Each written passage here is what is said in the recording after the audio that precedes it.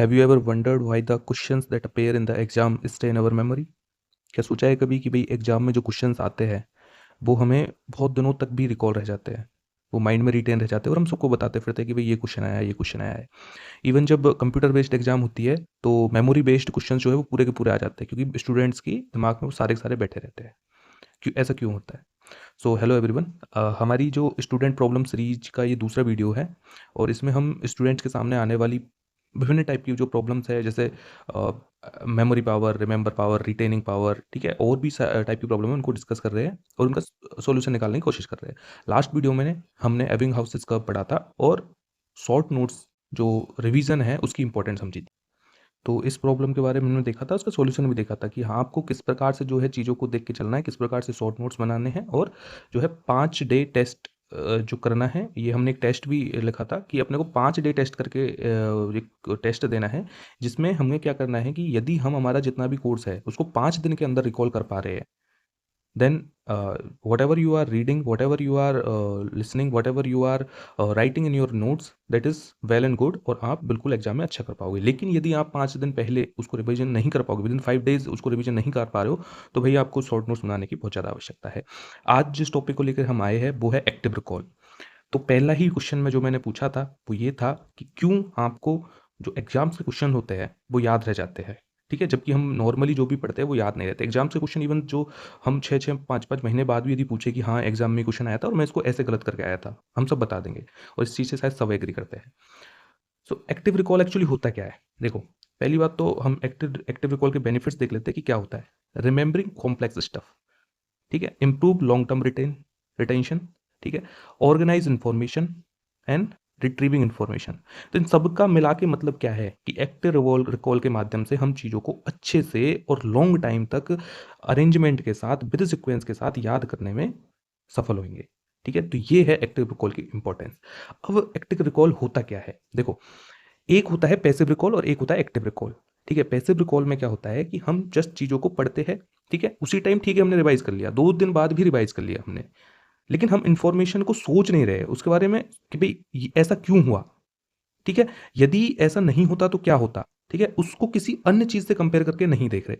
अभी जैसे हमारी जो राजस्थान पीएसआई को लेके जो हिंदी की सीरीज चल रही थी, जो पारिभाषिक शब्दावली की जो सीरीज चल रही थी, उसमें भी यदि आप मेरे लेक्चरों को जाके देखोगे तो वहाँ आपको पता चलेगा कि क्यों मैं चीज़ों को एक दूसरे से कंपेयर करके पढ़ाता हूँ, क्यों आपको पढ़ाती टाइम ही मैं कंफ्यूज करने की ट्राई करता हूँ, क्यों मैं कंफ्यूजिंग जो वर्ड्स है वो एक साथ देता हूँ, ताकि आप उसी टाइम कंफ्यूज हो और उसी टाइम आपका जो माइंड है वो एक्टिव स्टेट में आए, पैसिव स्टेट में रहने की बजाय। क्योंकि पैसिव स्टेट में हम चीज़ों को बहुत शॉर्ट टाइम के लिए रिटेन कर सकते हैं, जैसे कल, परसों, 2 दिन बाद, 4 दिन बाद, ठीक है। 6 महीने बाद यदि हमें कोई पूछेगा तो वो नहीं आएगा। लेकिन एक्टिव स्टेट में जब हमारा माइंड रहता है तो वो इन्फॉर्मेशन को उस तरह से कैच करता है कि आप कभी भी यदि उसको रिकॉल करना चाहोगे तो वो आराम से जो है रिकॉल हो जाएगी। अब सबसे इंपॉर्टेंट चीज़ है कि भाई एक्टिव रिकॉल तो आ गया ध्यान कि कैसे होता है, इसका एग्जांपल भी मैंने आपको दे दिया कि भाई जो एग्जाम्स के क्वेश्चन होते हैं वो हमको याद रहते हैं। उसका रीजन क्या है कि हमने उस क्वेश्चन पे बहुत माथापच्ची करी है, उस क्वेश्चन में बहुत सोचा है, फिर एक गलत आंसर लगाया है या फिर सही आंसर लगाया है।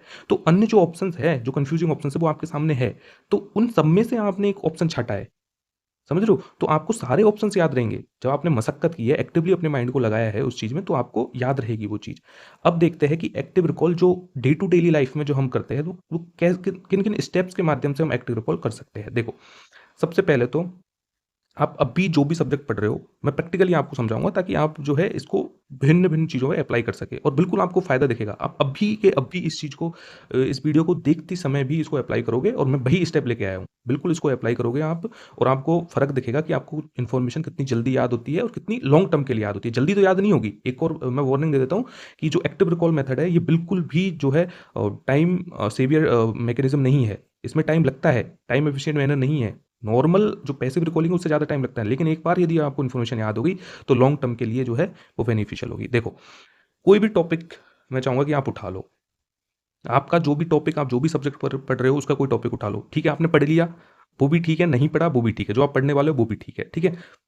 अब उसको पढ़ने से पहले या फिर दूसरी बार रिवाइज करने से पहले आप खुद से वो टॉपिक को लिखिए। मैं आपको एग्जाम्पल देता हूँ, जैसे जैसे कॉन्स्टिट्यूशन ऑफ इंडिया है, सॉरी, कॉन्स्टिट्यूशन ऑफ इंडिया है, उसका प्रियम्बल वाला पार्ट है, ठीक है, प्रस्तावना वाला उसका भाग है, ठीक है।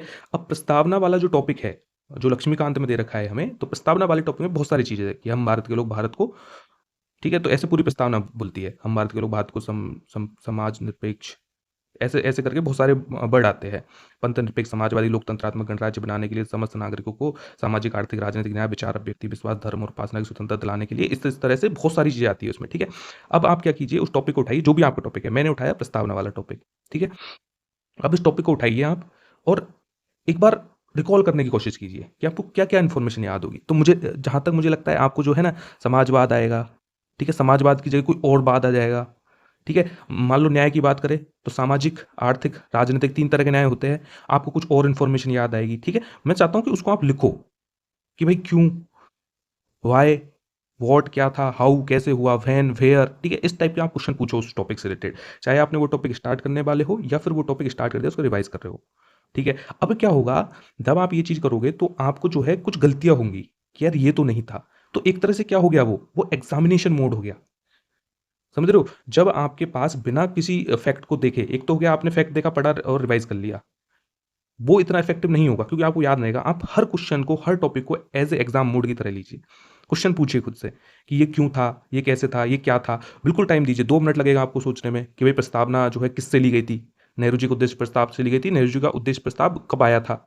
1928, 29, 30, जो भी है। आपको कंफ्यूजन होगा उस चीज में, तो मैं चाहता हूँ कंफ्यूजन हो। फिर आप जैसे ही गलत इन्फॉर्मेशन दोगे, नोट्स को बंद करके इनको चेक कीजिए, फिर आप जैसे ही गलत इन्फॉर्मेशन दोगे, ये सारे वही स्टेप है, क्लोज योर नोट्स, इसको करने की कोशिश कीजिए। अब जैसे ही आपने गलत दिया फिर चेक कीजिए, और मैं चाहता हूं कि आप गलत ही उत्तर दो।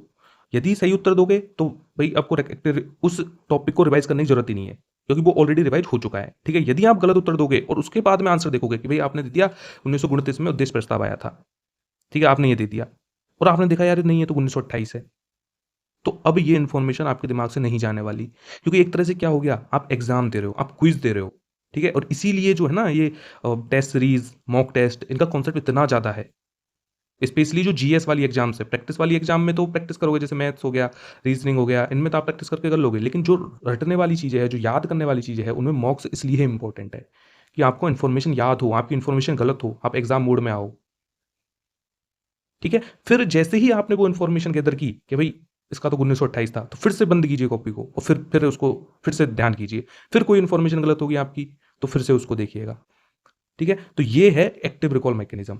बाकी रिवीजन का मैं आपको एविंग हाउस कर्व से बता चुका हूं कि भाई रिवीजन कैसे कैसे करना है। तो आपको लगभग क्या करना है, 2 दिन में, जैसे मान लो पहले दिन में आपने याद किया तो अगला दूसरे दिन में करना है, मतलब 1 दिन का गैप देना है, ठीक है। फिर यहाँ 1 दिन गैप हुआ तो दूसरी बार 2 दिन का गैप, मतलब कि चौथे दिन।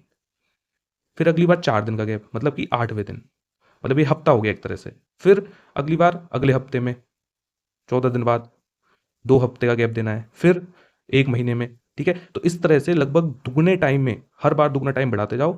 4 से 5 रिवीजन, ये तो बहुत ज़्यादा कह रहा हूँ। यदि आप एक्टिव रिकॉल मैकेनिज्म फॉलो करोगे तो 2 से 3 रिवीजन भी यदि आपने दिए तो बिल्कुल आप सब चीज़ों को आसानी से सॉल्व कर सकते हो, 2 से 3 रिवीजन में ही, ठीक है। इसके अलावा आपको क्या करना है, mix old and new questions.